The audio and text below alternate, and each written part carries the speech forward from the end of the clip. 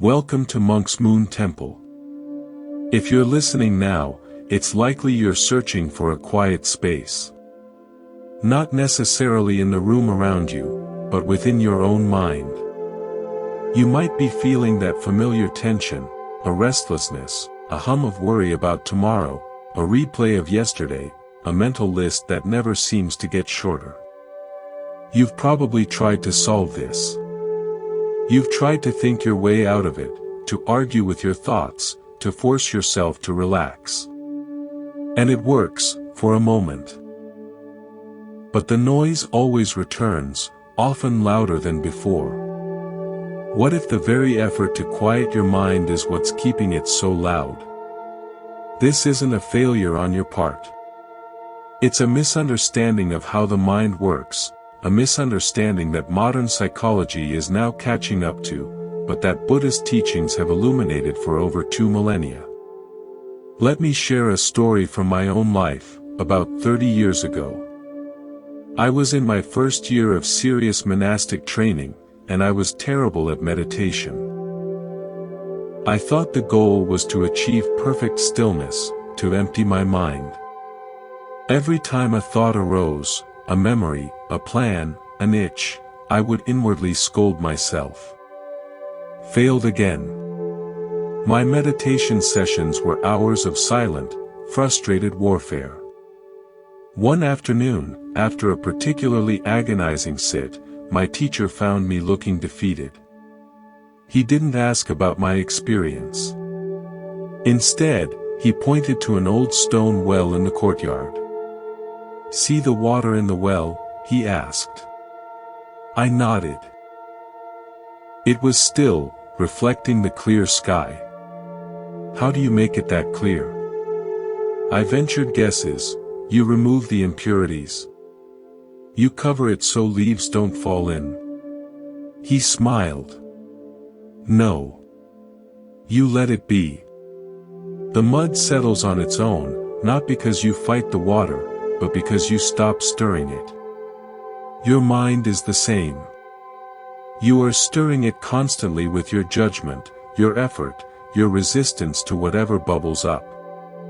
Your job is not to create stillness. Your job is to stop stirring." That simple metaphor changed everything for me. It shifted my understanding from doing to allowing. This is the foundational insight of the Buddhist approach to mental peace. It's not about adding a new technique to your arsenal, but about subtracting the effort that's causing the turbulence. This brings us to a core concept the Buddha taught, often called the First Noble Truth. It's simply this: there is unease in life. The word used is dukkha. It doesn't just mean dramatic suffering. It means the subtle stress of constant change, the friction of things not going exactly as we wish, the background hum of uncertainty. Your knee aches. Your plan gets cancelled. You feel a pang of loneliness. This is not a sign that your life is broken. It is the texture of a life being lived. The psychological insight here is profound. Our primary pain isn't in these experiences themselves, but in our belief that they shouldn't be happening. We think, "This is wrong. This shouldn't be. I need to fix this feeling immediately."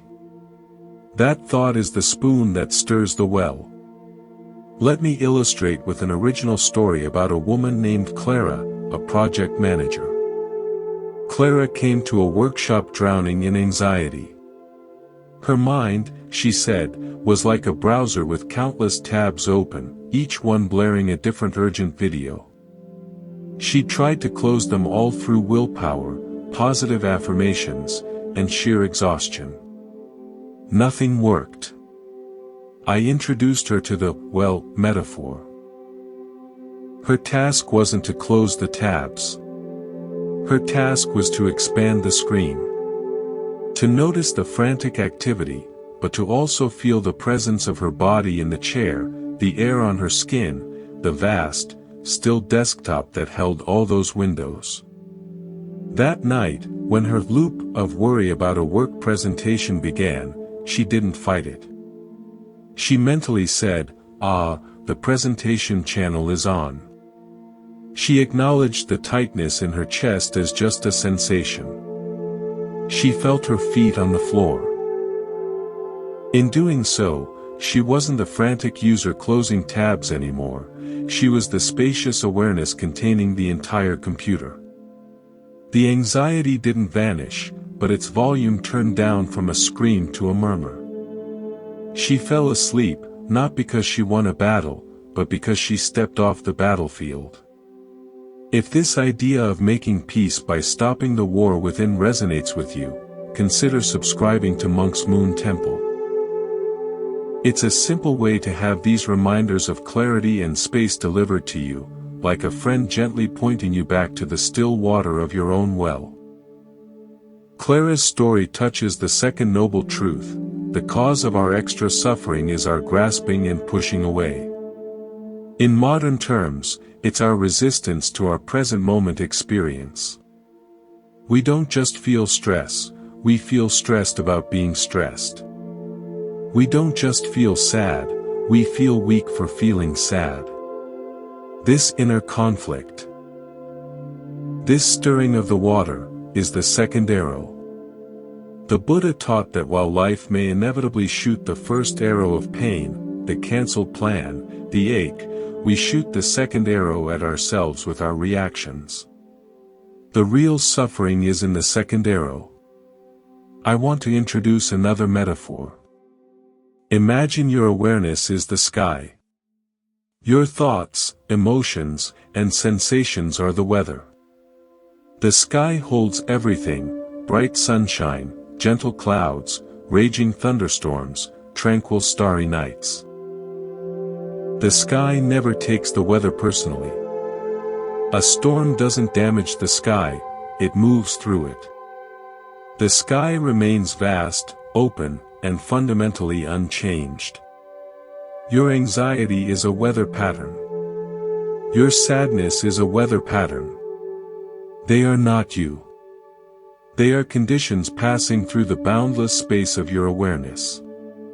A young man, Leo, learned this after a sports injury ended his athletic scholarship. The first arrow was the physical pain and the loss of his future plans. The second arrow was the torrent of mental weather: my identity is gone. I'm a failure. My life is meaningless now. He was completely identified with the storm. We worked on sky gazing. When the thoughts of worthlessness arose, he learned to label them. There's the failure storm. He'd feel the crushing sensation in his chest and simply note, heavy pressure, here.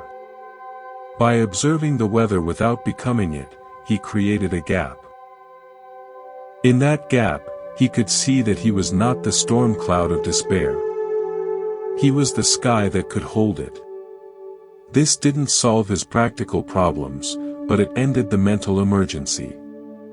From that calmer space, he could begin to make new plans. He discovered interests in coaching and sports psychology he'd never considered.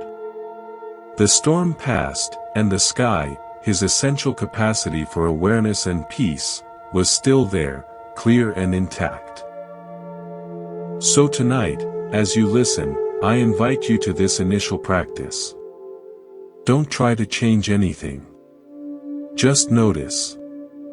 Feel the contact of your body with the surface beneath you. Listen to the sounds in the room, not as interruptions, but as part of the landscape. And notice your thoughts. See if, just for a moment, you can relate to them not as commands or truths, but as passing weather in your inner sky. You are not the thought. You are the aware space in which the thought is known. You are not the anxiety. You are the open sky that holds the anxiety cloud. Your well doesn't need to be stirred. The mud can settle, all on its own, the moment you put the spoon down. We've begun by noticing the weather of the mind, the thoughts, the sensations. Now, let's turn toward the storms themselves, the difficult emotions of anxiety, grief, and anger. Modern psychology often frames these as problems to be solved or managed. But the Buddhist framework, seen through a psychological lens, reveals a more profound truth: what we fully allow, transforms. Think of a powerful emotion not as a solid wall, but as a wave of energy in the body. A wave has a beginning, a peak, and a natural end. Our suffering comes when, at the first swell, we panic. We tense against it, building a mental dam of resistance. I can't feel this. This is wrong. We fight the wave, creating a turbulent, crashing mess that feels endless. But what if we learn to float with the wave? To let its energy lift us, carry us, and pass underneath? This is the practice of somatic allowing, where ancient wisdom meets modern emotional understanding. Consider Anya, who experienced sudden, free-floating anxiety. Her strategy was distraction, trying to outrun the wave. It left her exhausted, with the anxiety growing stronger in the shadows. We tried a new approach. When the wave began to rise, her instruction was, don't run. Drop anchor. Place a hand on the chest, feel the frantic heartbeat, and get curious. What does this energy feel like? Is it hot? Vibrating? Where are its edges? Breathe into the tightness, not to erase it, but to create space within it. The first time was terrifying. But as she turned toward the sensation with curiosity instead of fear, the solid wall of anxiety dissolved into specific, manageable sensations: heat in the face, fluttering in the belly. By meeting the wave in its parts, she stopped drowning in its story. She discovered the wave always had a peak, and after the peak, it receded. Her relationship with anxiety transformed from terror to recognition. The waves didn't stop, but she was no longer afraid of drowning. This applies a core Buddhist teaching on Vedana, or feeling tone. Every experience carries a tone, pleasant, unpleasant, or neutral. Our instinct is to cling to pleasure, push away pain, and ignore the neutral. This clinging and pushing is the source of bondage. Freedom is found in meeting all tones with equanimity, a balanced, non-reactive awareness. When Anya met her unpleasant anxiety with curiosity, she disarmed it. She practiced emotional wu-wei, effortless action within the emotional body. This principle transforms grief, which our culture often rushes. Grief is not a problem. It is a testament to love. To resist grief is to resist the truth of that love. David came to the temple after losing his wife. Urged to stay strong, he packed away her photos, stayed busy, and avoided triggers. The result was deep numbness, a state of suspended animation, frozen in resistance. We created grief's audience, 20 minutes a day to sit with a photograph and allow whatever was there to be there. First, numbness. Then, a memory surfaced and a raw sob erupted. He let it roll through him. Later, a sweet memory arose, and he smiled through tears. He realized grief wasn't a single block of pain, but a river containing countless currents: sadness, gratitude, love, anger. By allowing the river to flow, instead of damming it, he began to feel alive again. He wasn't getting over his wife, he was learning to carry his love in a new way. This is the alchemy of acceptance. What we fully feel, we can begin to heal. Now, apply this to daily frustration. You're stuck in traffic, late. The first arrow is the fact: the car isn't moving. The second arrow is the mental blizzard. This always happens. I'm irresponsible. This blizzard is pure suffering. The practice is to catch the second arrow in flight. Notice the first flare in the body, clenched jaw, tight shoulders. Before the story spins out, name it, frustration is here. Feel it as pure sensation. Breathe into the tightness. The traffic hasn't changed, but your internal relationship to it has. You've moved from being lost in the blizzard to being the person who can feel the cold and watch the snow fall. You arrive late, but present, not shredded. This is resilience. These practices reveal a core truth: emotions are data, not directives. Anxiety says, something feels uncertain. Grief says, something loved is gone. Frustration says, there's an obstacle. They are messengers.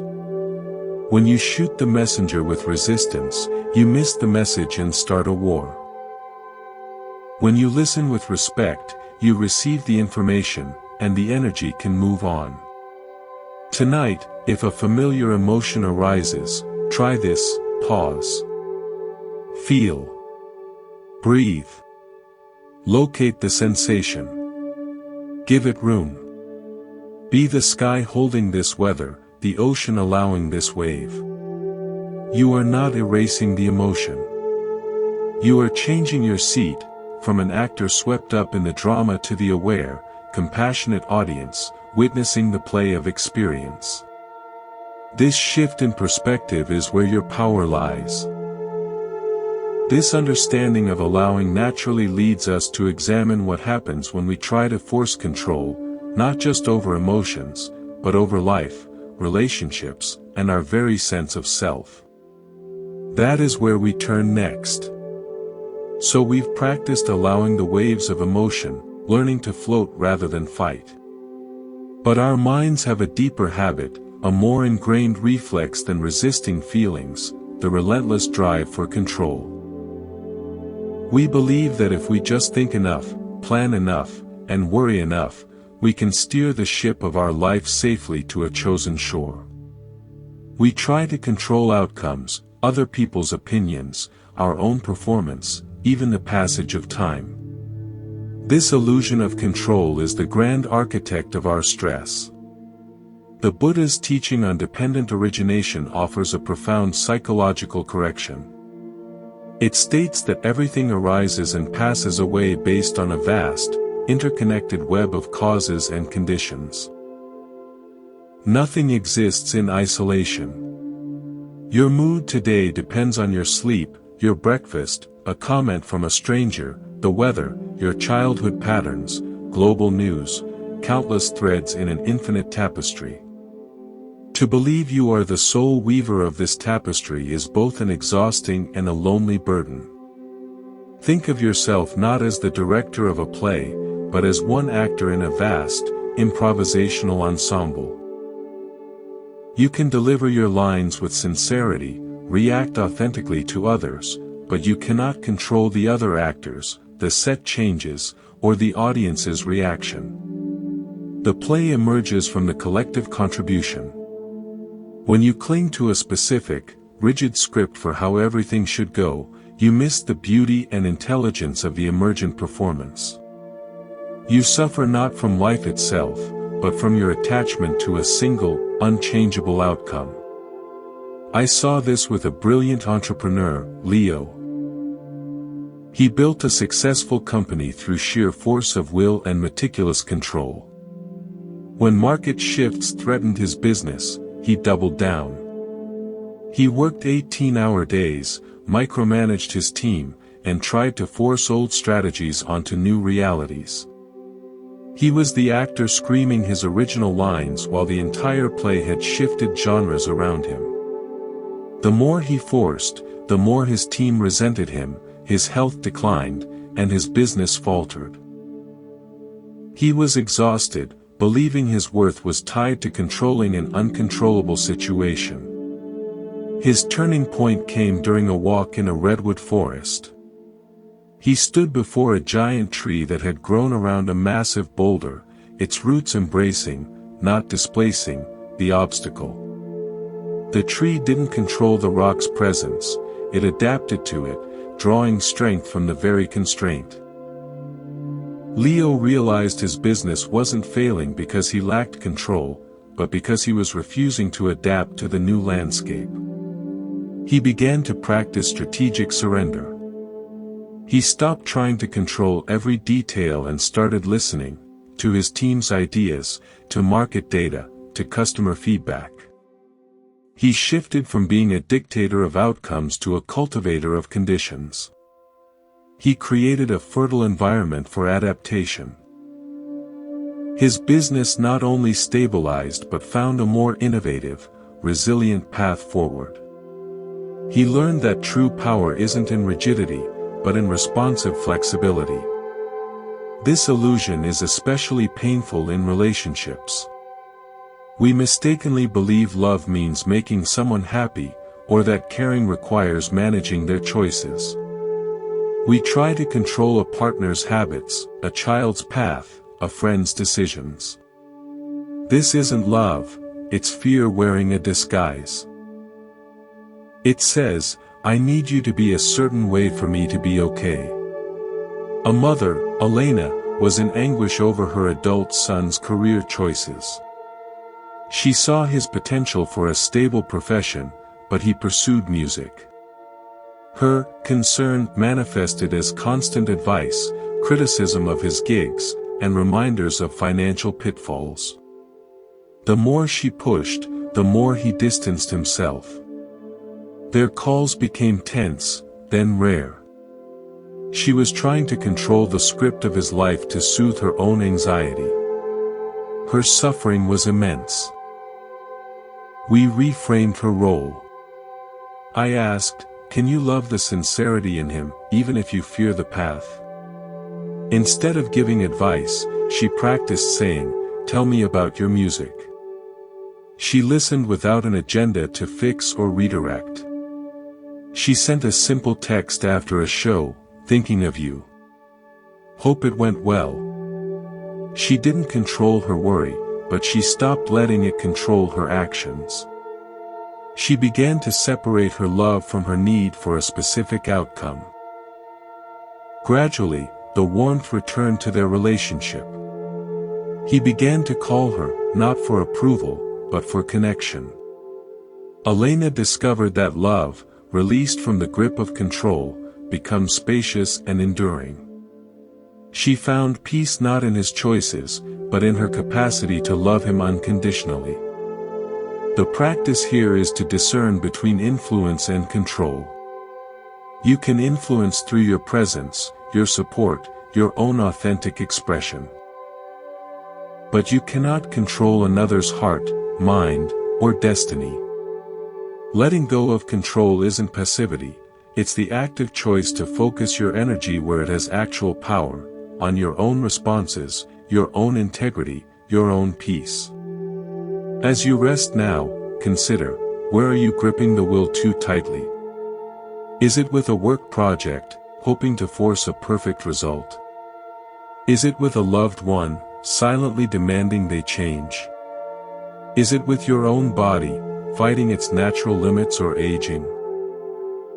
Feel that gripping sensation in your body, perhaps in your hands, your jaw, your stomach. Now, breathe into that grip, and on an exhale, imagine softening it by just 1%. You are not abandoning your post.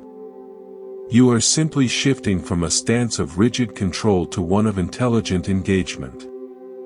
You are moving from the struggling director to the committed, present actor, ready to respond to whatever the next moment brings. This is the beginning of a profound and effortless trust.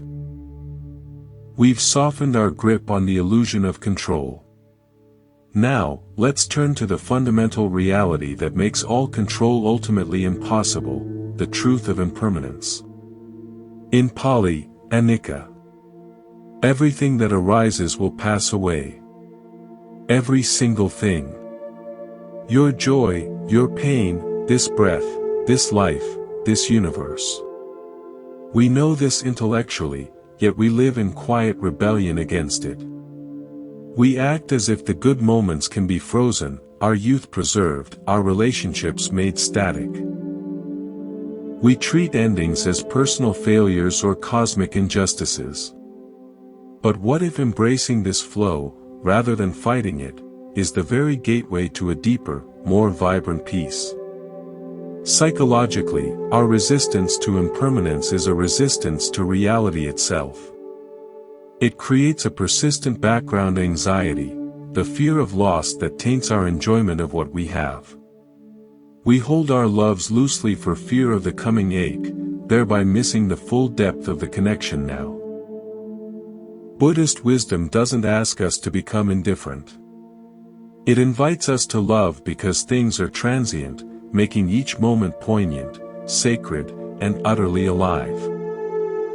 Let me share a story about Sam, a master potter I knew. For 40 years, he created beautiful, functional ceramics. His hands were gnarled with arthritis, but his eyes still sparkled when he worked. One day, a visitor admired a stunning, intricate vase fresh from his kiln. "It's perfect," the visitor sighed. "It must last forever." Sam chuckled, a warm, earthy sound. "Oh, no," he said, running a finger along its glaze. "Its beauty is in its temporariness. One day, it will chip. Or it will be dropped. Or it will simply sit forgotten on a shelf until the dust claims it. Knowing that doesn't make it less beautiful now. It makes this moment of our mutual appreciation of it, complete." He wasn't careless with his work, he was meticulous. But he held the outcome lightly. He loved the process, the feel of the clay, the focus of the wheel, the miracle of the fire, more than the permanent possession of the product. Sam embodied the teaching. Appreciation deepens when we release demand. This applies powerfully to relationships. We often love the idea of a person, the version that fits our needs, more than the living, changing human before us. We try to freeze our children at adorable ages, our partners at peak romance, our friends in moments of perfect harmony. When they inevitably change, we feel loss, even betrayal. Consider Maya, who struggled when her best friend, Lena, moved across the country for a dream job. Maya mourned the loss of their weekly coffee dates, their spontaneous adventures. She resisted the change, her calls tinged with nostalgia and unspoken resentment. Their friendship grew strained. The shift came when Maya visited Lena in her new city. She saw Lena thriving, energized by her new life. Instead of clinging to the ghost of their old routine, Maya got curious. "Show me your world here," she said.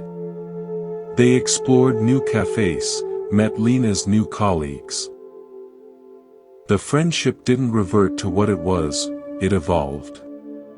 It became richer, built on chosen connection across distance, sustained by letters and deep-dive calls, rather than habitual proximity. Maya learned that love isn't a museum where we preserve moments under glass. It's a garden that requires different care in different seasons. By letting the old form die, a more resilient and conscious form was born. Now, apply this to your own inner landscape. That difficult emotion you're feeling. Isn't it also impermanent? Depression feels eternal when you're in its depths. Anxiety feels like a life sentence. But they, too, are weather patterns. They arise from a confluence of causes and conditions, biochemistry, thought patterns, life events. And as those conditions shift, so too will the weather. This isn't to bypass your pain, but to offer a lifeline. This, too, shall change.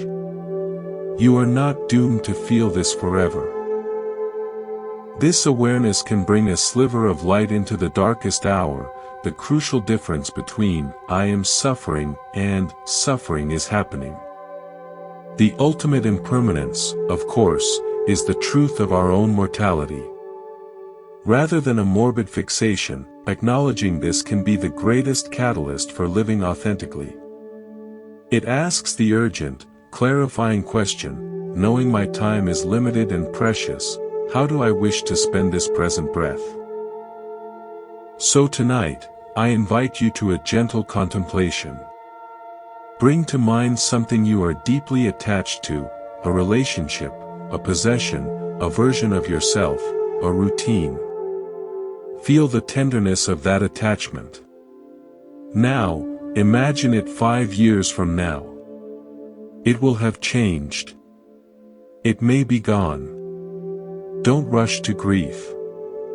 Instead, feel how this awareness sharpens the preciousness of its presence right now. See if you can love it because it is fleeting, not in spite of it. This is not a loss of security, but a discovery of a deeper, more honest ground, the sacred, vibrant ground of the present moment, which is the only place life ever actually happens. This acceptance of flux prepares us for the most subtle of releases, letting go of the very idea of a permanent, separate self who needs to be protected from this flow. That is our next exploration. We've softened our grip on control and made friends with change. Now, let's turn this gentle inquiry inward, to the very center of our perceived world, the sense of self. Who is it that is trying to control? Who is it that fears change? We have a deeply held conviction of being a solid, separate, continuous me inside our head, the thinker, the feeler, the manager of this life. This sense of self feels unquestionably real. Yet, Buddhist psychology invites a radical, liberating investigation into its nature. This is the teaching of anatta, often translated as non-self. This does not mean you don't exist. It means the you take yourself to be is not a fixed, permanent entity, but a fluid, ever-changing process, a verb, not a noun. It's a constellation of shifting elements, physical sensations, perceptions, thoughts, emotions, and consciousness, all interacting in a dynamic flow. The suffering comes when we cling to one configuration of this flow. The successful me, the wounded me, the anxious me, and believe that is our permanent, defining identity. Think of it this way, you are not the contents of the river, the leaves, the foam, the fish. You are the flowing itself. When you identify with a particular leaf, a thought like, I'm not good enough, or a piece of debris, an emotion like lasting shame, you get stuck, you suffer. But when you rest in the awareness of the flowing river, you are free. The contents come and go, but the flowing continues. A man named Daniel came to me trapped in a story of being the burnout. After leaving a high-pressure career, he felt defined by his exhaustion, his lack of motivation, his cynicism. That's just who I am now, he'd say. His identity had solidified around this painful state. We began a simple inquiry. I asked him to close his eyes and feel the sensations of burnout. He found a heavy lethargy in his limbs, a dull ache behind his eyes. Okay, I said. Now, see if you can find the one who is aware of the heavy limbs and the dull ache. Is that awareness also burned out? Or is it simply knowing? He was quiet. It's just knowing, he finally whispered. The knowing itself isn't tired. In that moment, a crack appeared in his solid identity.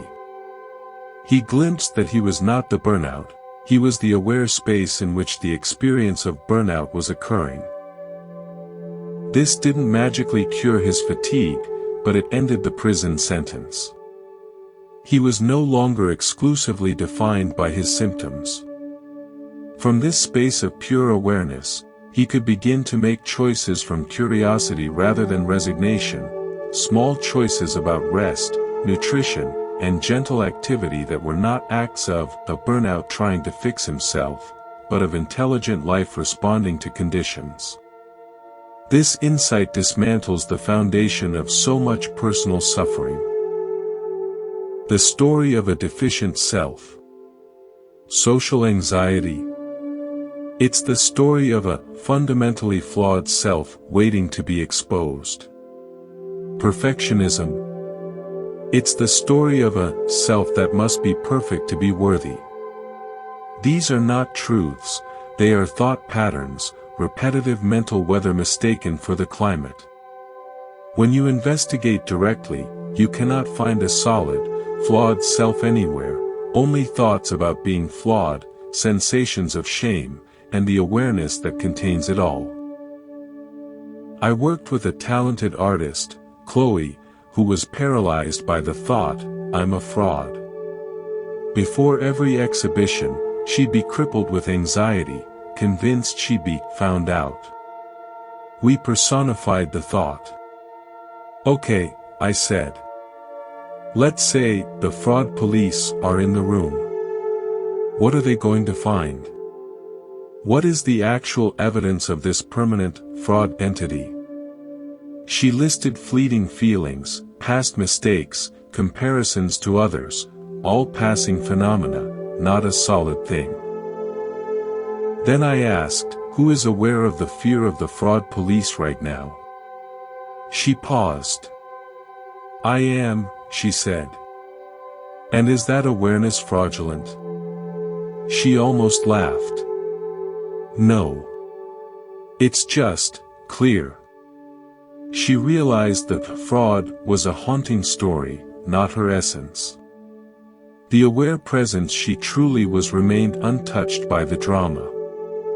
This allowed her to walk into her next opening not with fraudulent confidence, but with authentic presence, acknowledging her nerves without being owned by them.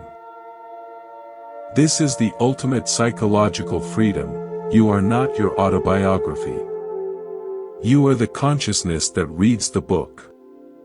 The stories of your past, your personality traits, your roles, these are chapters. But you are the silent, aware space in which the story is known. When you stop over-identifying with the chapter you're currently in, especially the difficult ones, you gain access to the author's perspective, creative, unbounded, and free to begin a new paragraph. As you rest now, try this gentle inquiry. Notice a familiar self-defining thought, perhaps "I'm stressed," or "I'm so busy." Feel the sensation that accompanies it. Now, ask softly, "Who is aware of this?" Don't answer with another thought. Just feel into the question. Rest in the knowing, in the awareness itself. That aware space, peaceful, clear, untroubled, is closer to your true nature than any story you've ever told about yourself. It is the flowing river, not the stuck leaf. And it is already, always, free. This realization naturally leads to a way of moving through the world with lightness and ease, which the ancient Taoists called Wu Wei, effortless action. We'll explore that harmonious way of being next. We've explored the spacious sky of awareness and the flowing river of self. From this place of inner freedom, a natural question arises: how do we act in the world? If we're not a solid manager straining for control, then who moves, speaks, and creates? This brings us to one of the most beautiful integrations of wisdom, the principle of effortless action, or Wu Wei. This is not inaction or passivity. It is action that is perfectly aligned, action that arises from clarity, not from confusion, from responsiveness, not from reactivity.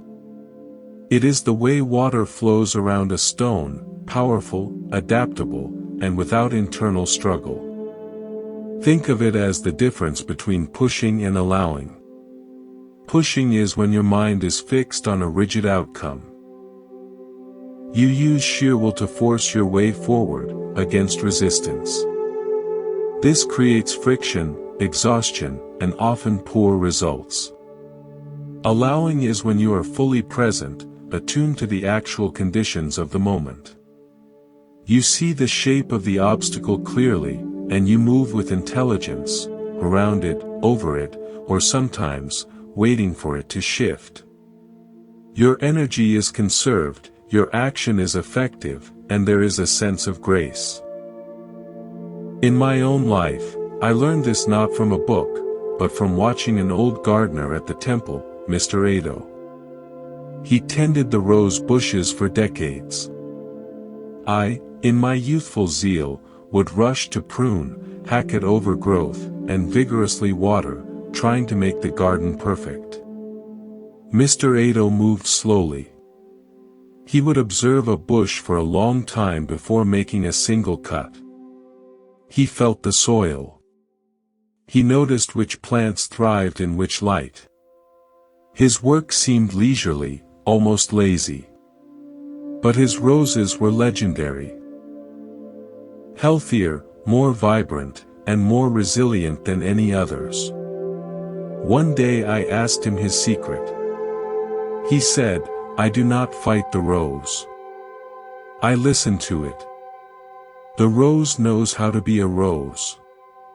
My job is to remove what blocks its light and to provide what supports its nature. The rest is the rose's work." He was practicing Wu Wei. His action was in service to the natural intelligence already present, not an imposition of his own frantic will. Now, let's apply this to a modern challenge, navigating conflict. When we're attached to being right, we push. We prepare our arguments like weapons, we interrupt, we force our point.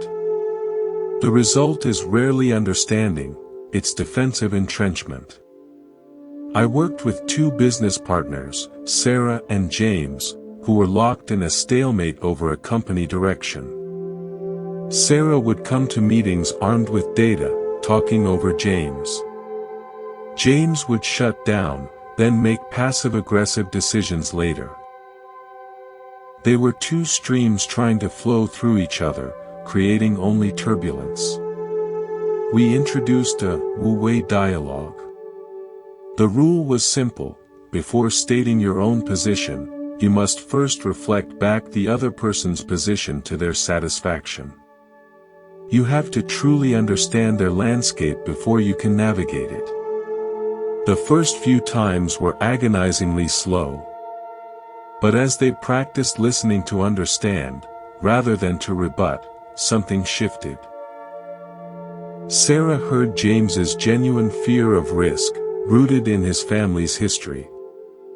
James heard Sarah's passionate vision, born from her early career failures.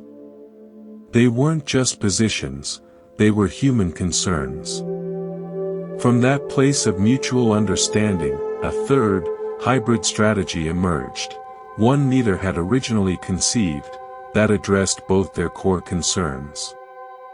The solution didn't come from forcing one view to win, it arose organically from the space created by true listening. This principle is equally vital for personal habits and goals. We often white-knuckle our way through change, gritting our teeth through diets, forcing ourselves to the gym, punishing ourselves into productivity. This is pushing.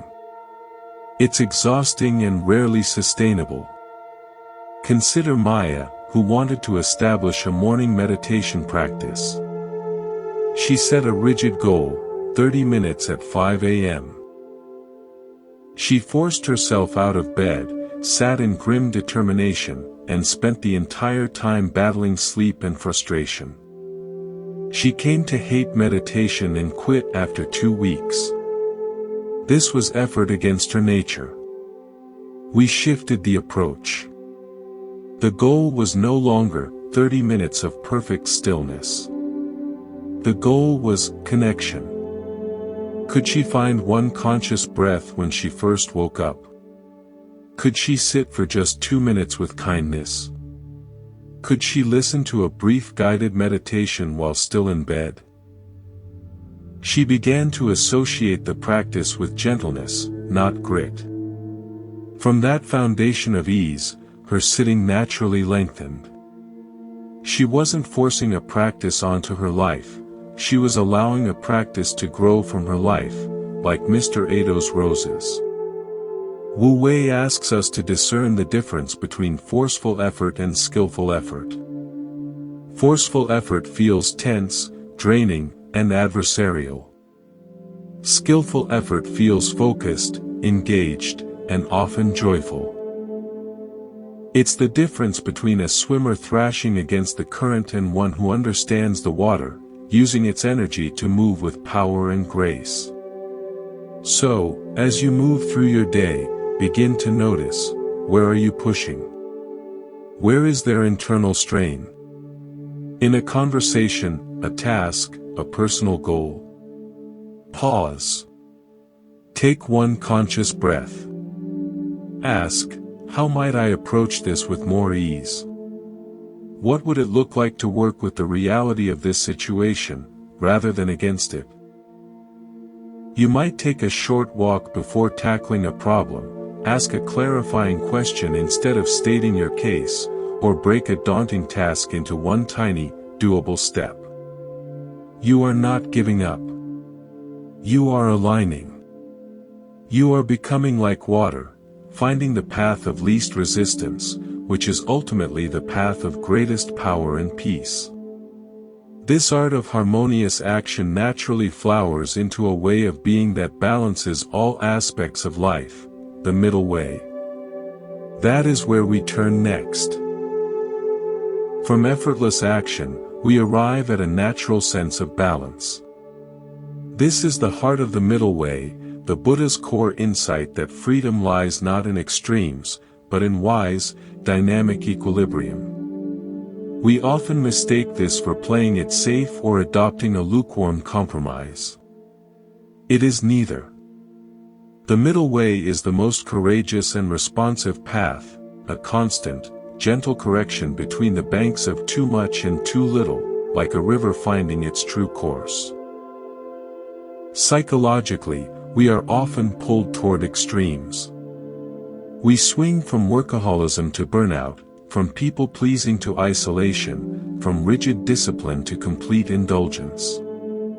Each extreme creates its own kind of suffering. The middle way is the practice of wise navigation. It asks in each moment, what does this situation truly require? What is the response that cares for both my needs and the reality before me? Think of it as tuning a musical instrument. If the string is too tight, it snaps under pressure. If it's too loose, it produces no clear sound. The beautiful note emerges only at the precise tension between the two extremes. Your life is the instrument. Your awareness is the tuner. I saw this struggle vividly in a woman named Clara, a dedicated environmental lawyer. Her passion was a flame, but it was burning her down. She lived at the extreme of relentless effort, 80-hour weeks, constant travel, surviving on adrenaline and caffeine. She believed any less was a betrayal of the cause. Predictably, her health collapsed. She developed chronic insomnia and a simmering anger that alienated her colleagues. In her crash, she swung to the other extreme, complete withdrawal. She quit her job, moved to a rural cabin, and vowed to do nothing. Within months, she was drowning in guilt and feeling useless. She was caught in a painful pendulum. Her healing began when we reframed her passion not as a fuel for a rocket destined to burn out, but as the steady warmth of a hearth fire. A hearth fire needs to be tended, fed, given air, cleaned, but it does not need to rage uncontrollably. We worked on finding the middle string. Could she work 4 focused days a week instead of 7 frantic ones? Could she take a real lunch break to walk outside? Could she allow herself to read a novel unrelated to her work? This wasn't abandoning her cause. It was building a sustainable vessel for her devotion. Slowly, she returned to her field, not as a martyr, but as a wiser, more effective advocate. Her work became more strategic, her presence more grounded. She found that from a place of balance, her influence was greater, not less. The middle way is especially crucial in our relationship with technology and information. One extreme is total immersion. The endless scroll, the constant availability, the dopamine-driven cycle of consumption that leaves us anxious and overwhelmed. The other extreme is rigid rejection, throwing away our phones, viewing technology as purely toxic, which can cut us off from meaningful connection and resources. The middle way asks, how can I use this tool without letting it use me? It might look like designated tech-free hours, turning off non-essential notifications, or consciously choosing to read a book instead of doom scrolling. It's not about moral purity, it's about intentional relationship. This balance also applies to our inner critic. One extreme is to believe every harsh thought, to be crushed by self-judgment. The other is spiritual bypassing, pretending the critic doesn't exist with forced positivity. The middle way is to acknowledge the critic with compassionate curiosity. Ah, there's the old fear of failure speaking up again. Thank you for trying to protect me. I've got this. You neither obey nor attack the voice. You hear its message, then choose your action from a larger perspective. In relationships, the middle way navigates between enmeshment and detachment. Enmeshment says, your feelings are my responsibility. I must fix your pain. Detachment says, your problems are yours, I'm staying out of it. The middle way, which we might call compassionate connection, says, I care deeply about your suffering, and I honor your capacity to navigate it. I am here with you, present and supportive, without taking ownership of your journey. This is how we love without losing ourselves. As you rest now, consider one area of your life where you feel off balance. Where does it feel too tight, too forced? Or too loose, too neglected? Don't judge it. Just identify it. Now, imagine the opposite extreme. Feel how that would also be uncomfortable.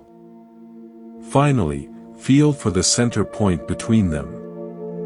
Not a mathematical midpoint, but a felt sense of just right, a place of engaged ease.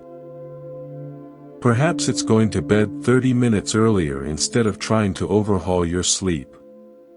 Maybe it's speaking one honest sentence in a relationship instead of either a long lecture or total silence. The middle way is not a destination you reach and stay in. It is a moment-to-moment practice of coming home to center, like a surfer constantly adjusting their balance on the board. Each time you notice you've drifted toward an extreme, toward overwork, overgiving, overthinking, you simply, kindly, correct your course. This is the practice of a lifetime, not perfection, but loving return. This balanced, centered way of being culminates in a profound simplicity, a natural contentment that asks for very little because it feels inherently complete. That is our final exploration.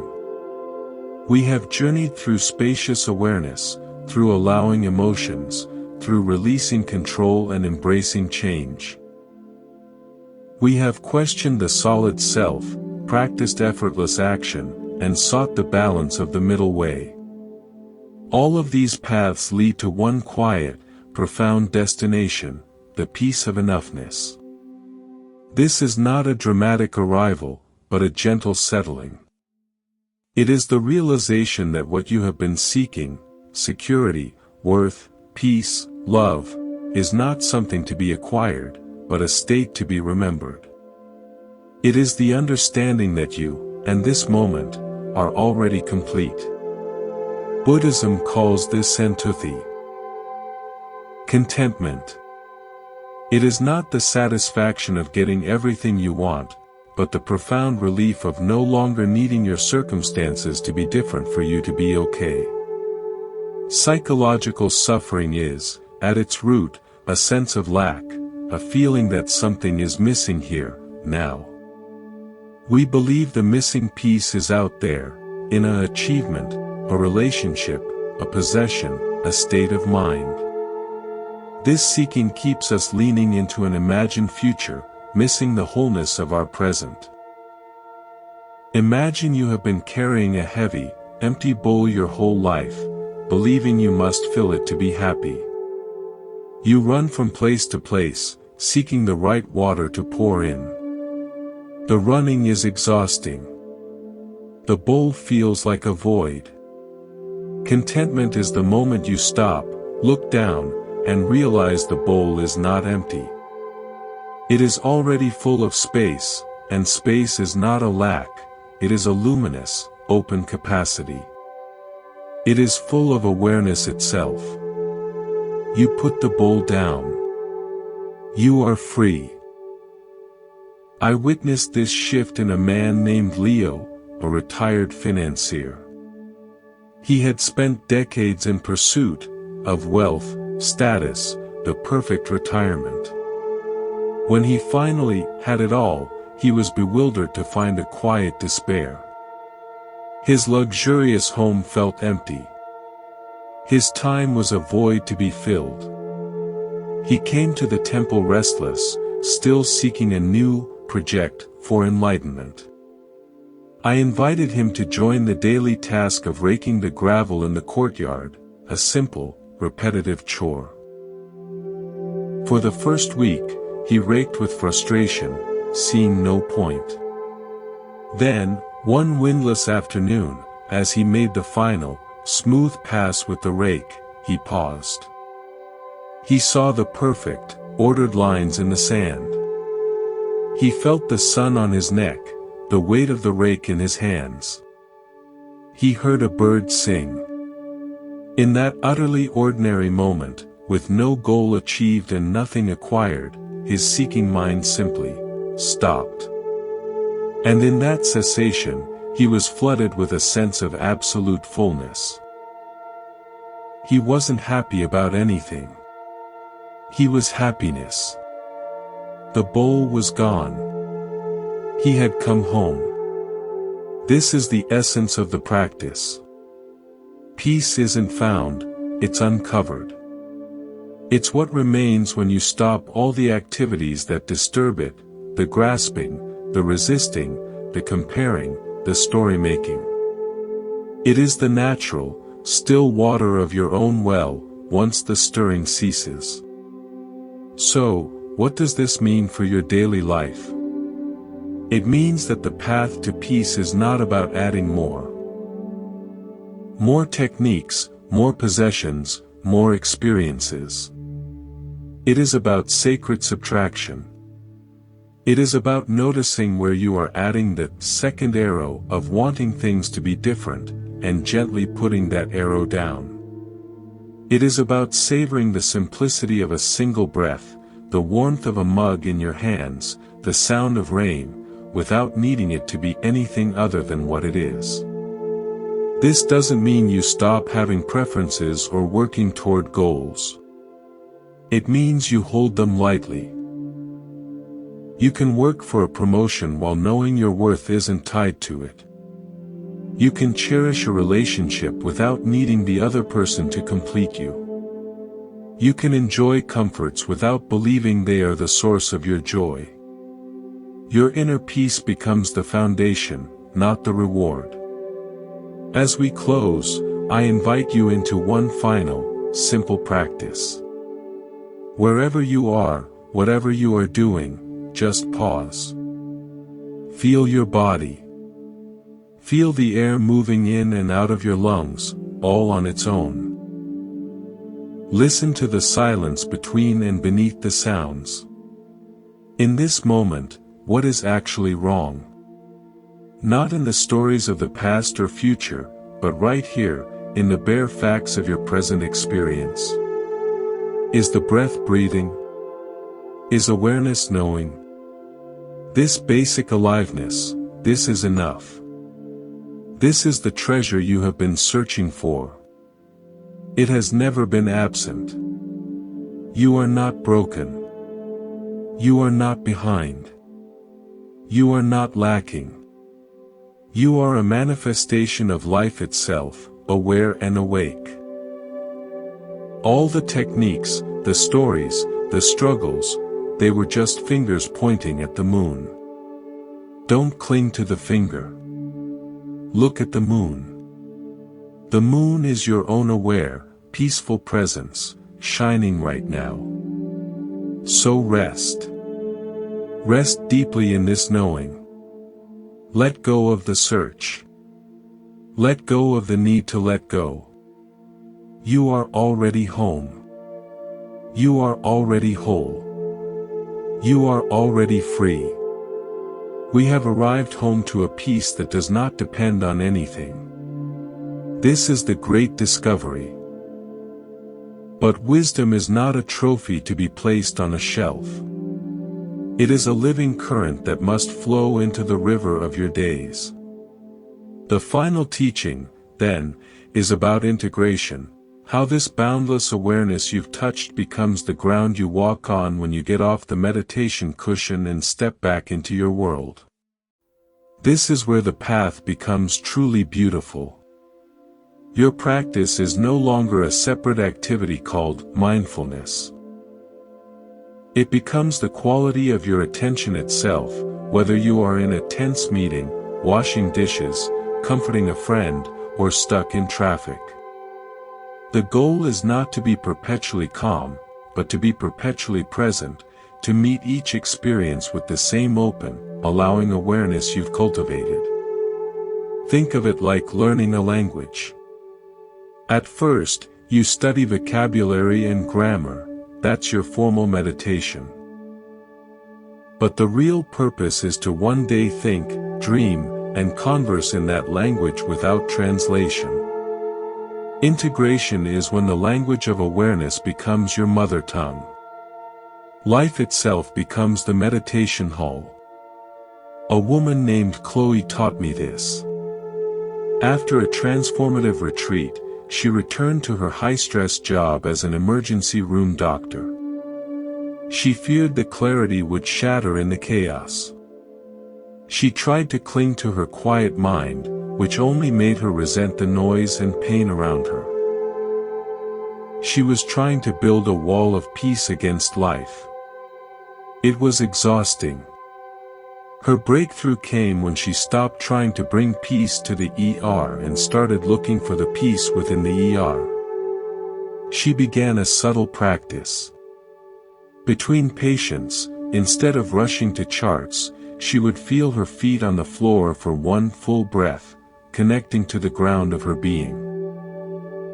When listening to a distressed family, she would soften her gaze and listen not just to their words, but to the human fear beneath them, holding it in her awareness like the sky holds a cloud.